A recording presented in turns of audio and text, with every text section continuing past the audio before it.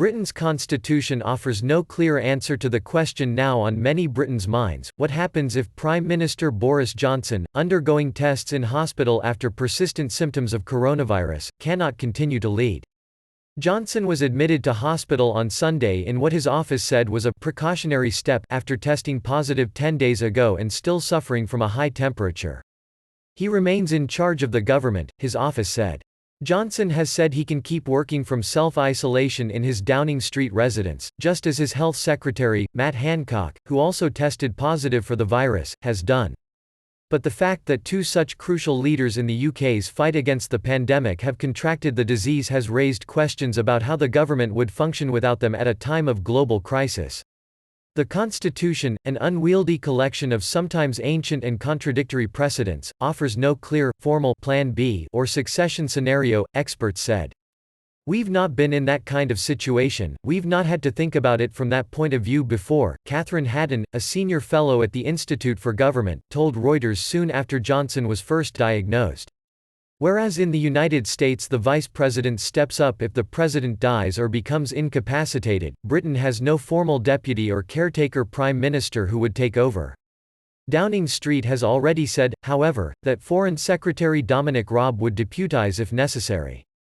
Nor is there any guidance for such circumstances in the Cabinet Manual, which sets out the rules and conventions for the running of government, and there is little precedence. When asked about who would stand in for the Prime Minister, his spokesman said, "The Prime Minister has the power to delegate responsibility to any of his ministers, but for now it is the Prime Minister and then the Foreign Secretary." In June 1953, then Prime Minister Winston Churchill suffered a stroke while in office. His illness was kept so secret that some senior ministers were unaware. Churchill surprised doctors by recovering to carry on his duties, returning to Downing Street and running the cabinet 2 months later. More recently, Tony Blair twice underwent treatment for a heart condition while Prime Minister in the early 2000s, each time briefly cutting back on his workload for a couple of days. Officials said that if Blair were to have been incapacitated, his then deputy John Prescott would have taken over until a new leader was elected. There is no suggestion Johnson is unable to perform his job. Since his diagnosis, he has carried on leading the government's efforts through the use of teleconferencing.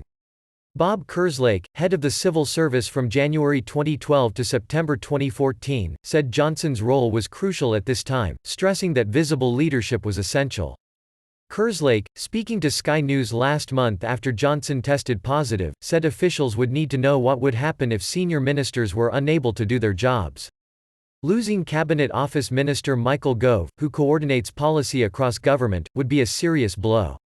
He is critical to all of this, Kerslake said. If, for whatever reason, he was ill, who takes over from him? Haddon from the Institute for Government said some powers were specifically vested in cabinet ministers, so there was an issue of what happened if they were unavailable. If you got to a stage where you had secretaries of state who aren't able to perform their functions, then there are question marks about whether junior ministers in their department act on their behalf, she said. One lawmaker in Johnson's party, who has repeatedly tried to bring in a law to formalize who would replace a prime minister in the event of incapacity, said last month that no one seemed to know what would happen. In a national emergency, you don't want to be scrabbling around worrying about who's in charge, Peter Bone told the Mirror newspaper.